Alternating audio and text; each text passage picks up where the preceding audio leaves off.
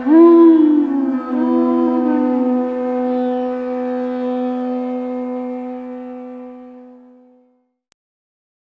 Namo Bhagavate Vasudevaya.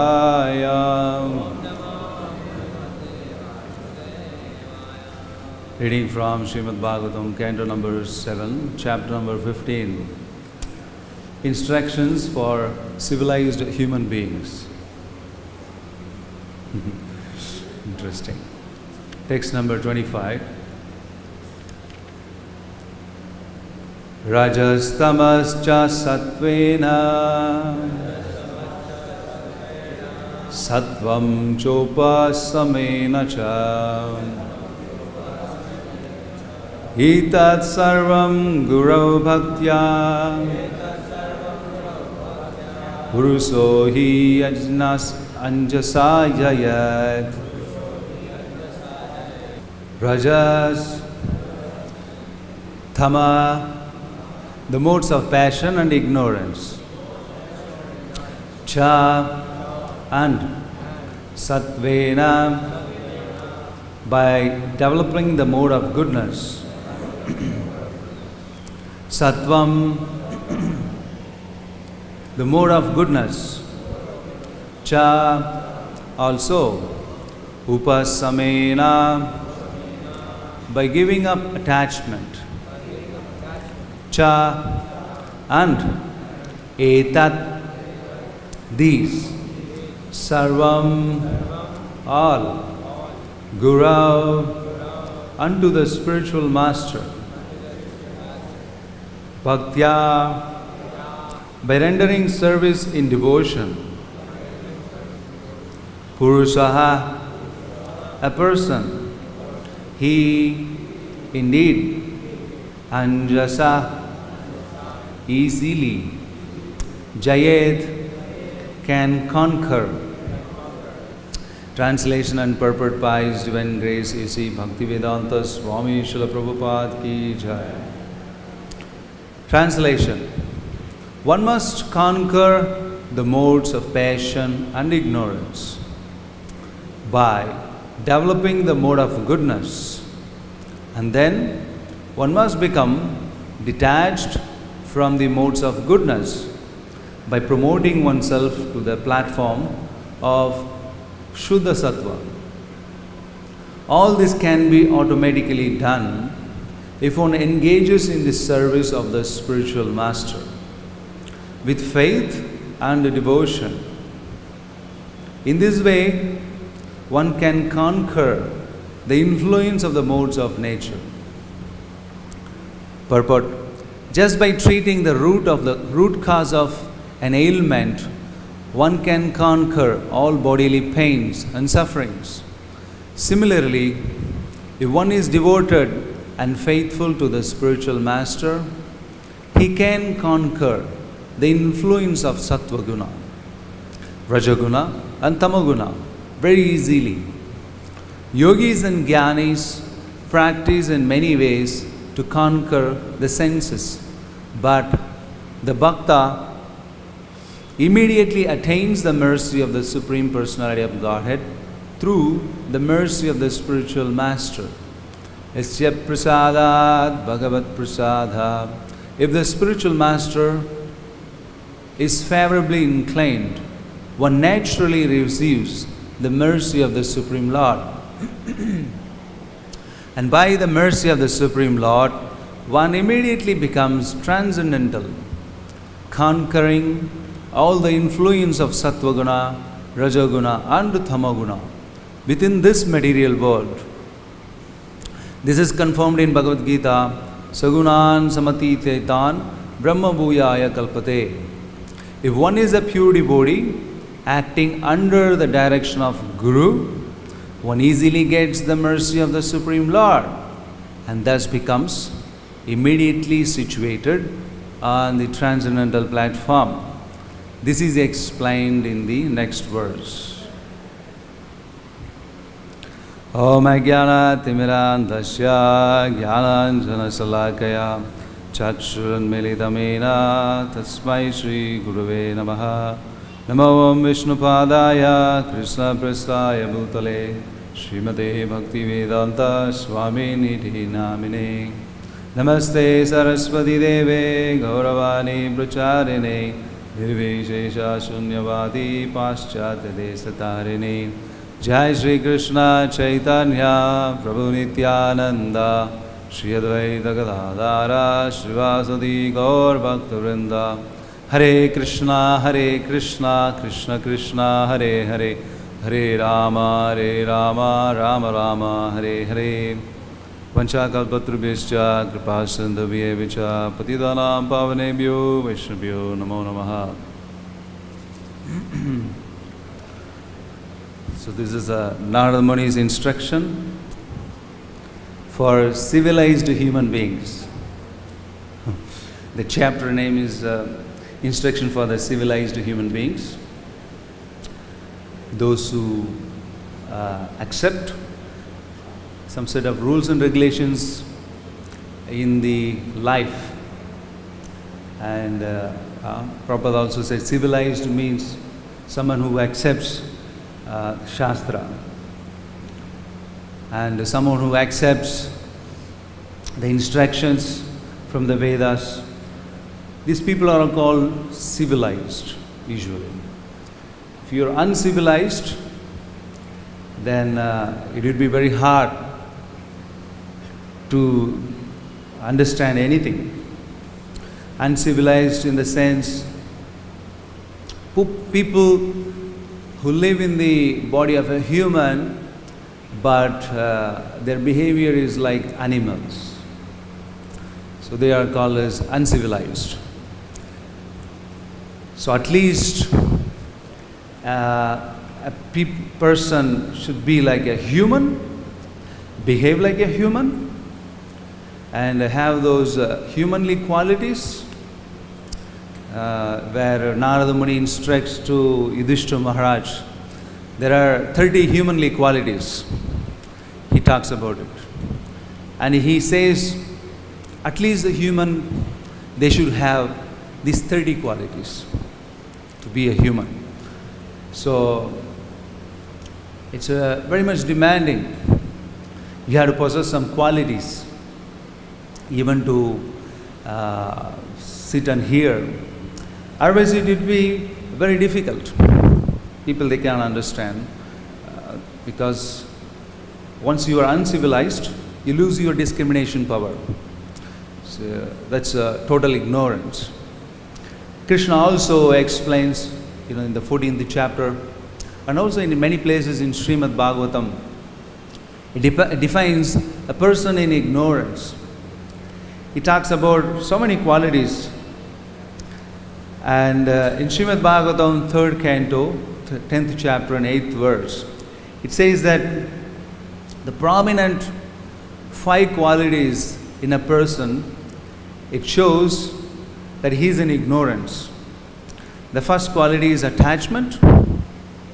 That's a symptom of ignorance. Once you get attached, that itself it shows that it's a mode of ignorance. And the second quality is that hatred. You who start developing hatredness for other living beings, that's another sign of ignorance. And the third quality is that you become proud or pride. That's another quality which shows that you are in the mode of ignorance. The fourth one is false identification. You think yourself the body, that is also ignorance. And the fifth is the ignorance itself. These are the 5 kinds of illusion that causes the material bondage. And further, even in Mahabharata also it talks about, in the 43rd chapter, the 5 kinds of ignorance. It's nothing but an elaborate description of the same point. It says accepting the body to be the self, again, and making material sense gratification one's standard of enjoyment. And the third one is being anxious due to material identification. And fourth one is lamenting. If you lament because you lose something, that is also ignorance. And fifth is thinking that there is anything beyond the absolute truth. And these are the teachings also by Lord Chaitanya in the teachings of like Chaitanya Mahaprabhu. 5 kinds of ignorance in the Chaitanya Charitamrita Adi Leela he talks about. And the biggest tragedy in ignorance is the once you are an ignorant, you lament, you become attached, and all these things, it's a defect. Even if you do some pious activity, that will not gain so much benefit. It's like a crack in the pot. If you keep pouring the water, but there is a small crack in the pot, it keeps leaking it. If a person in the ignorance, even if he gains so much of piety and so much of welfare activity, even if he does, because of ignorance, the fruit will not be so much. Because it's like a crack in the pot, the ignorance due to lamentation and attachment, it reduces the fruits. And apart from that, and so many qualities Krishna talks about a person in ignorance. Krishna says that intolerant anger and also stinginess means not giving your things for others, not being generous, or you hold to your property, you hold to the money, and being so much of a stingy person, not having a heart to help others. This is also ignorance. And living as a parasite, Krishna tells, you're not having a gratitude for other people. You eat, you drink, you take help from others, you take service from others, living as a parasite. And in reciprocation, you do nothing.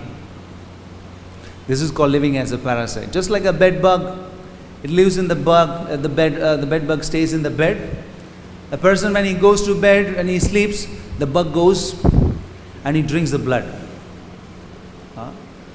This is called a parasite mentality.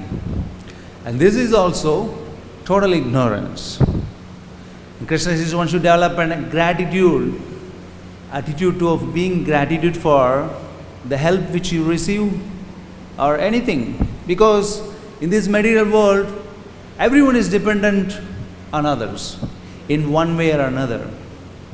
If you are dependent on the land for food and water and the air and so many things, and being dependent when we are sick, we're dependent on other people, other living entities, the doctors, wife, and so many things like that.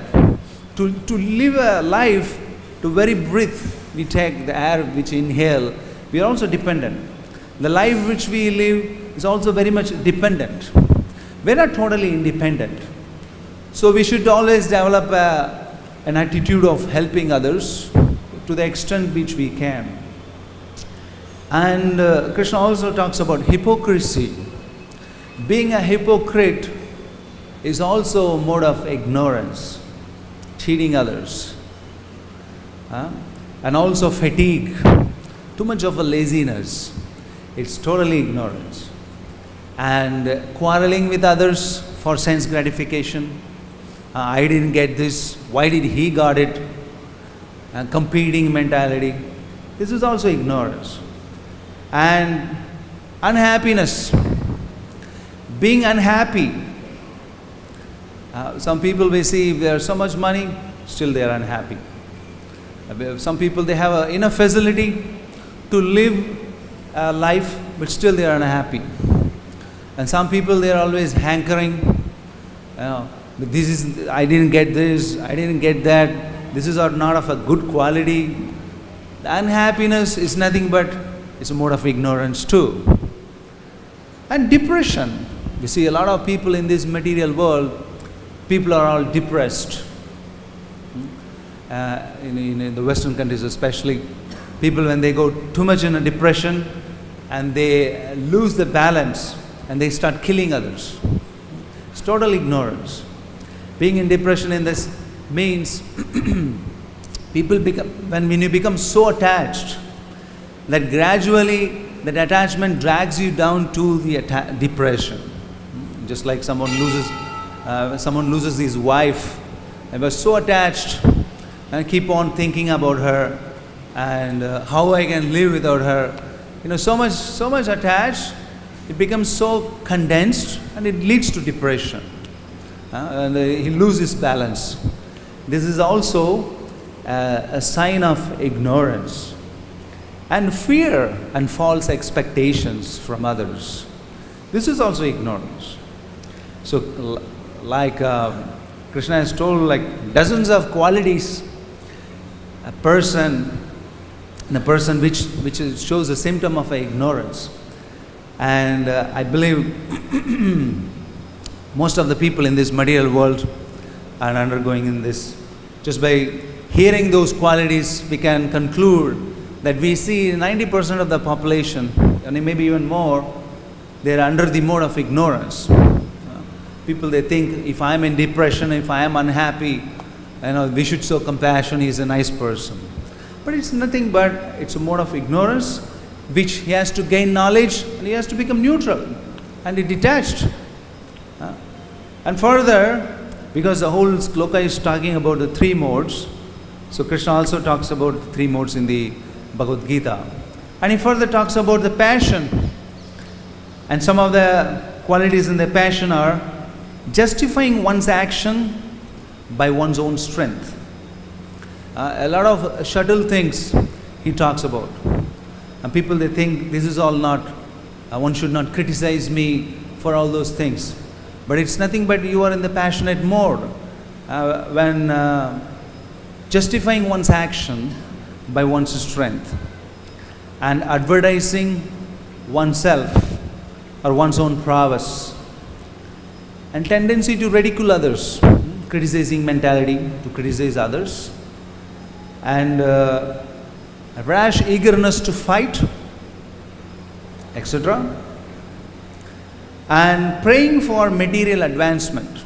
And come to Krishna and pray to Krishna, may I become rich, may my business become successful.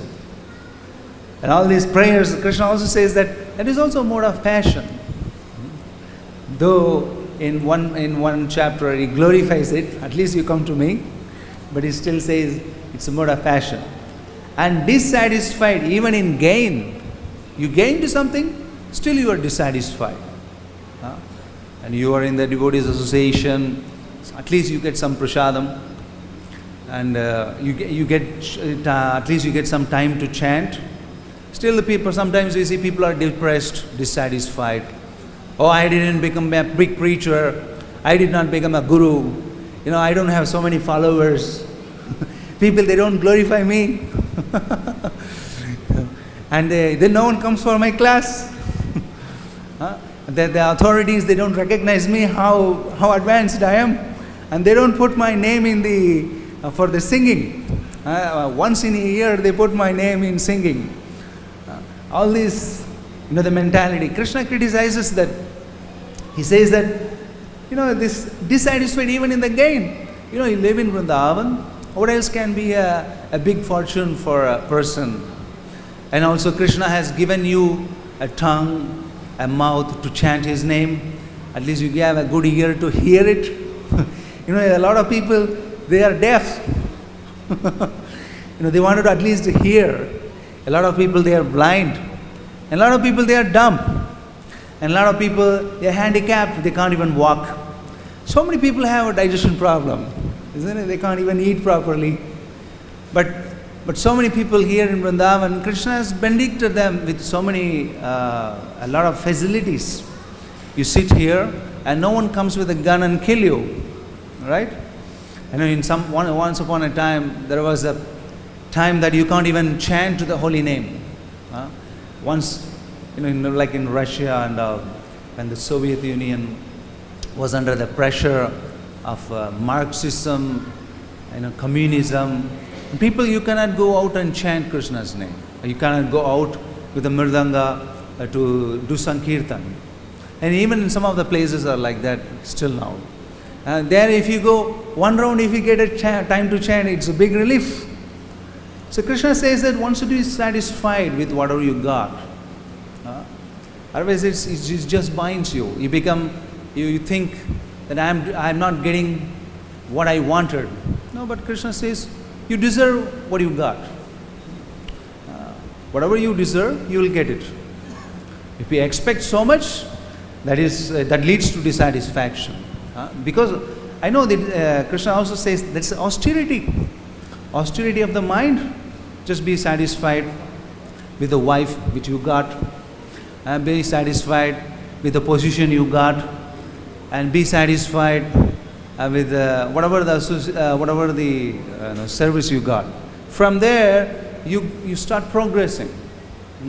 From there, you start progressing. That austerity, that itself is a success. It's the austerity of the mind. Once you become dissatisfied, you will never become satisfied with anything you get it. Because the greed which is inside us, it will never be satisfied. Someone gets a nice Land Rover car, still he is dissatisfied. Once upon a time he has to service it, he has to put a petrol, and it's always like that. The material world is like that. It never satisfies you.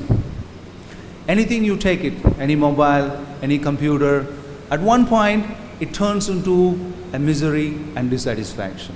It's always like that. And Krishna also says too much of an endeavor for material progress. All these things leads to binds you in the passion. I forgot to mention one point. In ignorance, we see in this material world, a lot of activities mixed with ignorance. And the religion, if it becomes influenced by ignorance or mixes with ignorance, that becomes terrorism. We have seen that, people in the name of religion, they have a holy war, isn't it? When there is a bloodshed, Allah becomes happy. This is called ignorance mixes with the religion. When these things together mixes, that leads to terrorism. And when ignorance mixes with power, that becomes tyranny. We see a lot of leaders, people when they become overcome by ignorance, they become cruel dictators. Just like in the history, if you see 100 years, now it's 2018. In the past history, in 100 years, if you study history, we see a lot of people. They have turned into a cruel dictators in the name of doing welfare activity for people. On one side, they do welfare activity for one people, and the other side, they become a cruel dictators. So this is called ignorance mixes with the power, then it becomes tyranny. And when ignorance mixes with freedom, then it becomes chaos. Just like recently in Ireland, there was the government, when they announced that abortion is not illegal. They openly announced the abortion, killing a womb killing a child in your womb, it's not illegal, it's legal. And people, they become so happy. I saw that video that 90% of the public is women, and they were cheering up that as if they got a big freedom. They got a freedom to the extent that they can do anything they like. And this is called, when ignorance mixes with the freedom, then it becomes a chaos. We see now and then, often in the society, in the name of freedom, people that burn the buses, and kill the people. It's total chaos. And the other thing is that when ignorance mixes with money, then it becomes corruption. When ignorance mixes with the money, and ignorance mixes with the poverty, it becomes crime. We see a lot of crime happens in some places where there are nothing much to eat or gather or live, and then ultimately we see there is only crime existing. People, they don't live a life of peace, harmony, relationship, friendship. There's nothing there. Once there is a poverty, and when they get overcome by the ignorance, totally it becomes a crime. In any country, if you see, that, like in Turkey, and ignorance mixes with the poverty, or in some of the African countries, you see a lot of crime existing. The moment they see people having anything, they immediately will kidnap you or they will rob you. This is the power of ignorance. Once you are under the control of ignorance, and it is said ignorance is the cause of the evil. Krishna, that's why he says in the 11th chapter of Srimad Bhagavatam also, if one's present life, if he lives the life in the mode of goodness, at least, and always thinks of me, one should mold the life in the mode of goodness, and one should always try to think of Krishna. It is possible one remembers Krishna at the end of the life. If in the whole life you should start thinking of Krishna, if you practice, at the end of the life, eventually you will think of Krishna. This is what Krishna himself says. And that will help one to transfer oneself to the spiritual world. It's a very easy process. Krishna gives a very simple hint.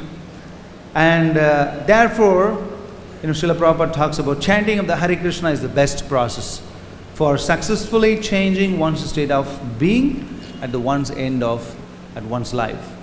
Because we see, even in the Bhagavatam, there are some instructions which is only for the civilized human beings. But in this material world now, at present, we hardly see any human beings are civilized. They don't have any rules and regulations. They don't follow any. But we see the process, it works.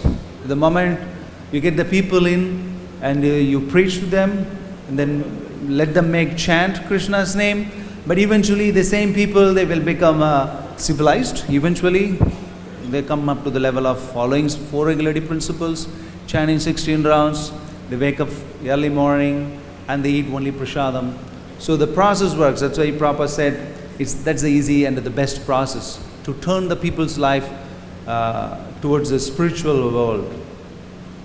And some of the qualities and the goodness which Krishna also talks about, the first thing he speaks that, the symptom of a person in the goodness is that he controls the mind and he controls the senses. That's one of the symptoms of a person in the goodness. And tolerance. One has to cultivate tolerance in one's life, because the whole material world is agitating. Any situation, anywhere you go, it's the passion in ignorance is prominent. Obviously, people become intolerant. And Krishna says that cultivate the quality of a tolerance. This is goodness. From there, you can raise yourself above. Once you lose your temper, once you become intolerant, it will be very hard. Intolerance is difficult. It's so hard. The last month was so hard, and the people become really, totally impatient. Everyone was suffering. Krishna says that material world is like that. Cultivate the quality of tolerance and sticking to one's prescribed duty and being truthful in all circumstances. We always, if we look at ourselves and we see that most of the time we speak lies. We try to be hypocrites, we speak lies, and we exaggerate. Sometimes we do exaggeration. Krishna is giving the hints. It's just like a mirror, which you can see yourself every time. The 14th chapter of Bhagavad-Gita is just like a mirror that you look at yourself and you can just shape up and change the person. whom you are looking at. And that's what Krishna says, being truthful in all circumstances. Try to speak truth. Do not become too much political, and don't become too much diplomatic to live a comfortable life. That is not based on religion or dharma. Anyway, if you speak truth, because you maintain truthfulness, because you follow dharma, dharmo rakshati dharmaha. One who maintains dharma, one who follows dharma, and dharma will protect them. So there is no question of becoming fearful. To maintain one's life, there is no need to become untruthful. Because Krishna says that if you follow dharma, dharma will help you. Religion, in the personified religion, will help you. This is also the law in the material world. That you will not become a loser. So Krishna says, being truthful. If you cheat others, when you've been caught, you tell, I am sorry, I cheat, I am a cheater. And if you practice yourself being truthful, then you will see you could be able to maintain your purity. The more you become untruthful, the more you speak lies, the more you become caught up in the mode of passion and ignorance. One should at least recognize himself that whether I'm speaking truth or not. Because every 2 minutes we have a tendency to manipulate things. Somehow or other, that's the influence of the passion. You speak one thing to him, you speak the other thing to the other person, that person, you show yourself, how good I am.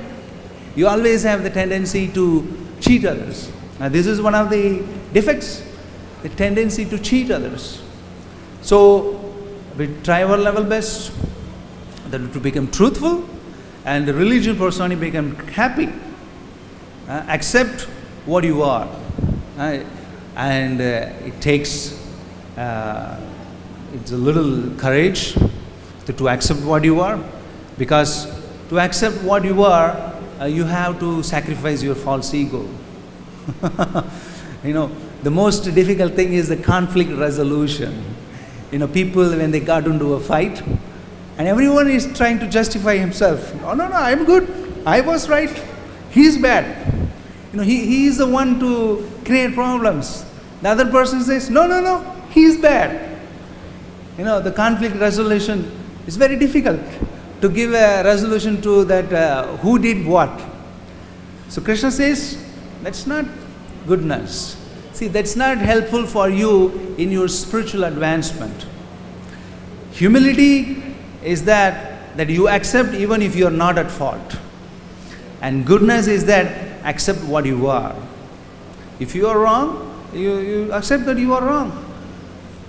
Don't try to become a diplomatic person, try to do politics, and you want it to be, recognized by the society. It will bind you. It's and then once it becomes a habit, you will never come out of it. And and Krishna's Maya has to take care of you. Maya, when he gives medicine, when she wants to take care of you, when she wants to rectify you, that will be very hard. And Krishna gives a very simple definition. He likes, like a friend, he helps you. When his material energy works, he crushes your false ego, he humiliates you, she humiliates you, a lot of process. So better we try to become honest. Honesty is the best policy. Even to the extent that you don't have food to eat, your children are dying. If you give it a try, that if you try to become truthful and honest, you will see that all the demigods will be pleased. All the 10 directions, they will be pleased. And Krishna himself become pleased. Because you try to maintain dharma and support it. Once you become dishonest, untruthful, the very moment you become unhappy, because that's the nature. Once you become truthful, the very moment you become happy. Doesn't matter if you become a beggar, doesn't matter you don't have money, still you try to maintain your honesty. And Krishna also talks about generosity. Be generous. Be big-hearted person. Once you give, and Krishna sends more to you to give. And this is also law in this material world. You never lose anything by giving. If you do a little service for others, that will come back towards you again. Someone gives you something. If you give 10 rupees, be generous. Whatever you got, try to give and try to help someone. And Krishna, he himself talks about it. Try to be generous with your brothers, with your sisters, with your family, with the people who are suffering in this material world. If you become generous, you become that's an upliftment. That's very favorable to advance in spiritual life. And Krishna also talks being embarrassed at improper action. Very subtle. When you do something wrong, you should feel sorry that I did something bad. Even if someone is not seeing at you, someone has not concluded that you are a wrong person, at least you should feel that, oh no one looked at me, but still what I did was wrong. I try to, at least I should thank Krishna that he gave an opportunity at least to rectify. You have to feel embarrassed at improper action, and charity and simplicity, satisfaction with one's self. All these things, it leads you to the goodness. And further, Krishna says, from there, it's easy to progress in spiritual life. This is the whole 14th chapter. Krishna talks about this, and also in some part of the Bhagavatam, Krishna talks about that in the 3 modes of material nature. And also in the Katha Upanishad, it gives a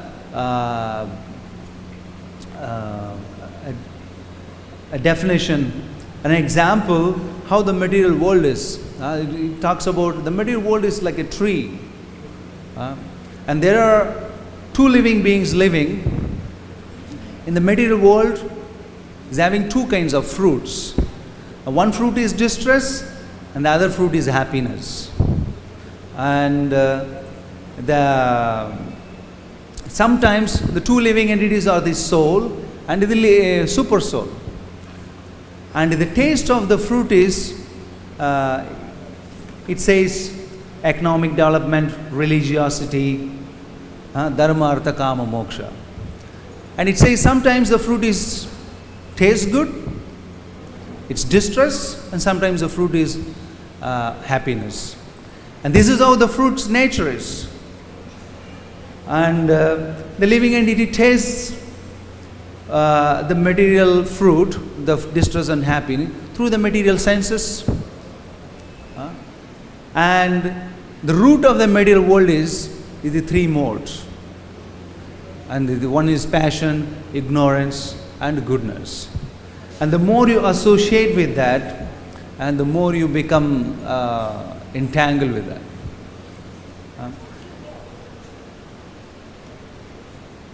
But Krishna also said, but the cleaning process, the individual soul can get liberated once comes in contact with the spiritual master. We see that in the spiritual life, or to get out of this material world, there is only one solution. Om Ajnana Timirandasya Jnananjana Shalakya. Only the spiritual master can open your eyes, and he can give, open the eyes of knowledge with the eyes, free you from ignorance. I always used to contemplate, in the Bhagavad-Gita, every chapter or anywhere you open it up, Srila Prabhupada talks about surrendering to the spiritual master, every time. And Krishna also talks about that in Bhagavad-Gita. The very 4th chapter and 34th shloka, he says that tatvidi pranipatena pariprashnena seveya upadikshyanti kya jnanam jnaninas tattvadarshinaha. I was contemplating that why we should surrender to the spiritual master. People have knowledge to read books, and we can gather whatever it's written and everything. But we see that the knowledge which we take from the books is also written by some spiritual master. We on our own, we won't be able to get out from these clutches of Maya. It will be very difficult. Krishna is giving the clue, learn the truth from the spiritual master, because the reason is that he is a self-realized soul. He knows me. And the representative of Krishna is very close to me, and he knows me the best, and no one else.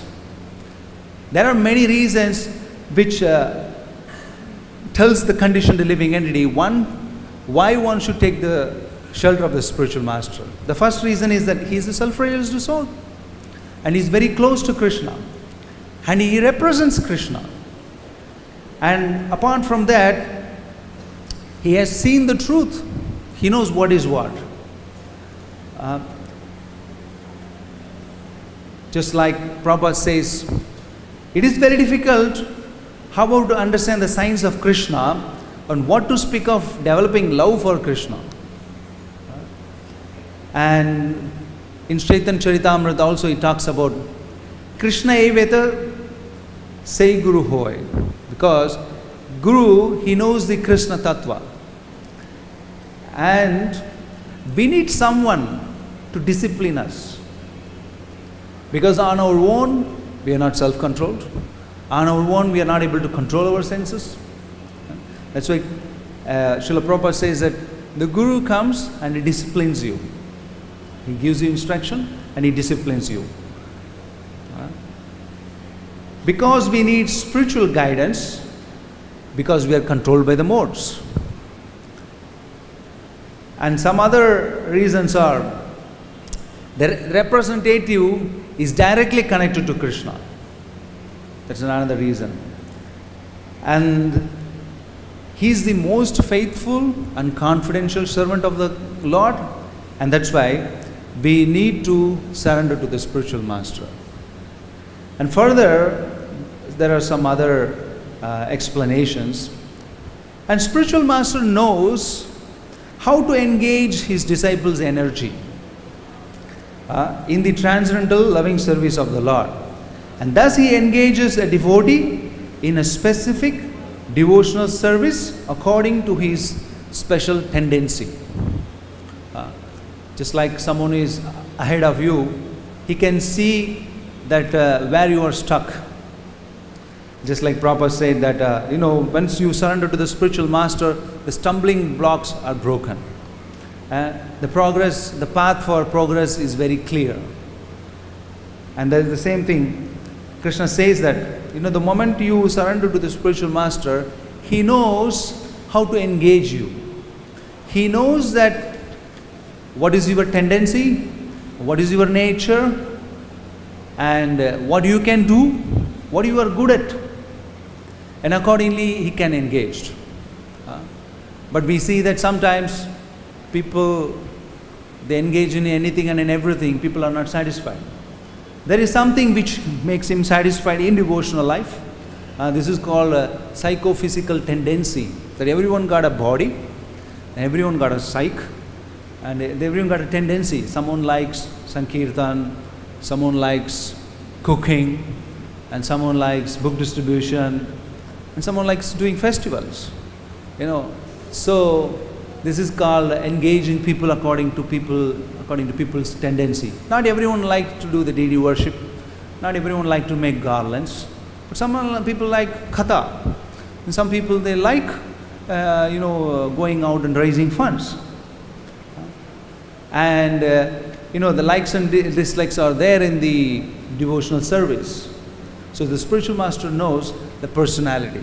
So that's why it's easy for us, once you surrender to the spiritual master, he can properly engage you. And it becomes easy for us to progress in spiritual life. That's why Srila Prabhupada also talks about here, that, you engage even the passion in the devotional life. it's not a problem. Fighting spirit, rising funds, a lot of things, it's the passionate mode. But engaging in the devotional service, it becomes purified slowly, and person, eventually, he comes to the level of transcendence. Krishna also talks about the qualities of a transcendental personality in the Bhagavad-Gita. He talks about the person who in the transcendental mode, he doesn't hate illumination, doesn't hate attachment, he doesn't hate delusion, and when he remains firm, knowing that the modes alone are active, and he sometimes regards alike pleasure and displeasure, honor, dishonor, cold winter, a piece of gold and stone, all these things. He's very much balanced in that. He becomes neutral. He becomes detached. And Krishna says that one who has abandoned all these fruitive undertakings, such a man is said to have transcended the modes of nature. Eventually, the simple process is that chanting Krishna's name and by engaging in devotional life, Prabhupada tells that by deepening your devotional life, automatically the qualities will develop. The more you seriously engage yourself in Krishna's service, the result is that all these qualities are seen in a person. Humility, compassion, truthfulness, mercy, tolerance. These are all the result which by deepening the devotional life, the side effects. The main effect is that it develops love for Krishna. So I think we will stop here. If you have any questions, comments, we can talk about it.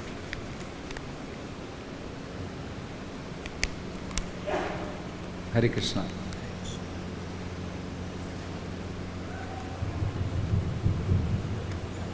Thanks. Always speaking about tolerance. Yes, when you are in a very sometimes someone is irritating you, so you have to be tolerant and talk to him nicely. Even though if you talk to him nicely, still the person is irritating you.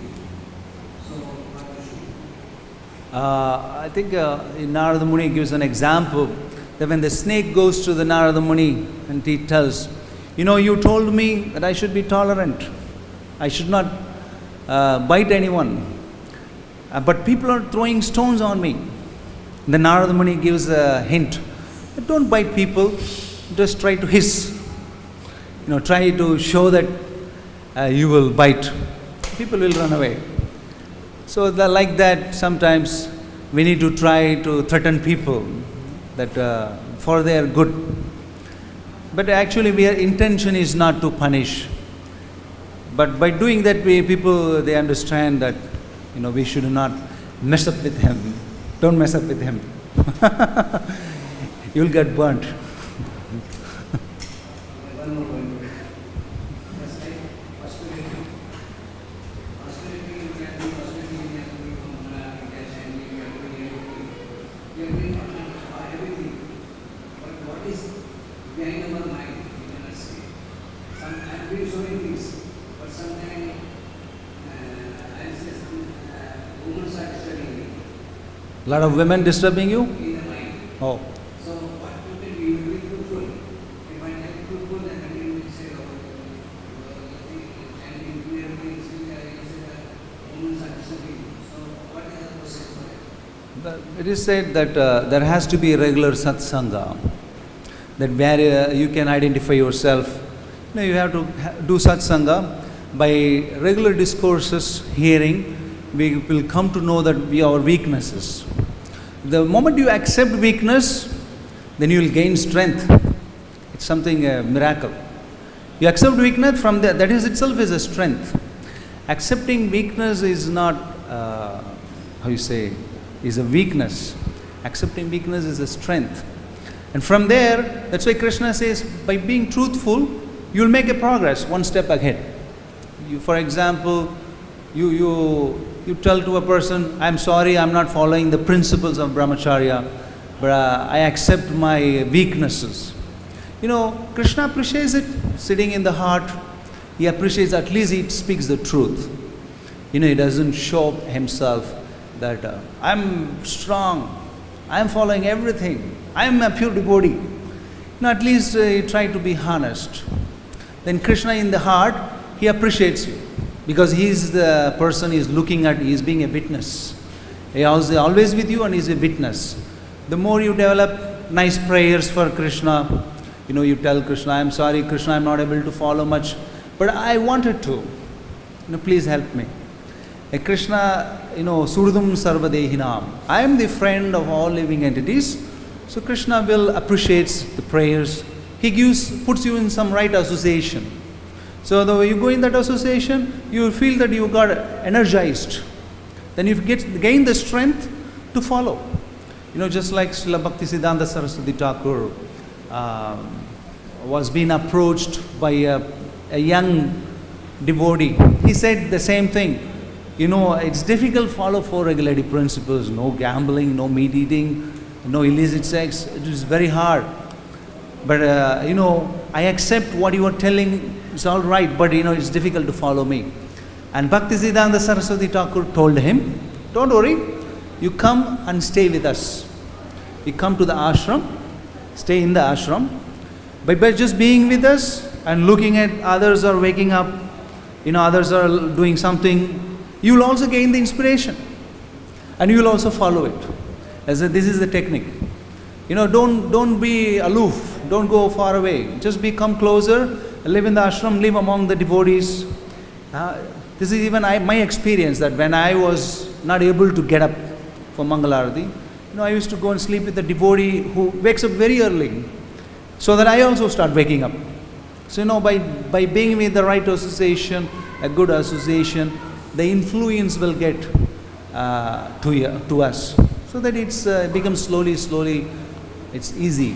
Bhaktisiddhanta told him, you will be able to follow, just being with us. Don't worry, you are breaking something, just come, stay with us, sleep in the ashram, take prasadam with us, do the service like everyone else is doing. That's a good remedy. So bad intentions, all these things will go away. Take some time. So, but we have to be in the right association, and we have to gain the inspiration. We have to be open, so that the energy can flow in us, and we can get benefited by that. But sometimes we have that argument mentality, keep arguing and not accepting what you are. So one has to be open and receptible, be a recipient, so that it can come into you. You said that truth should be always spoken. Yeah. But sometimes I heard that truth should be spoken in a practical way, so that others don't feel disturbed by your truth. Yeah, use your intelligence. I meant to say that you be truthful. Yeah, you be truthful to yourself. I'm not talking about that you should tell others to be truthful.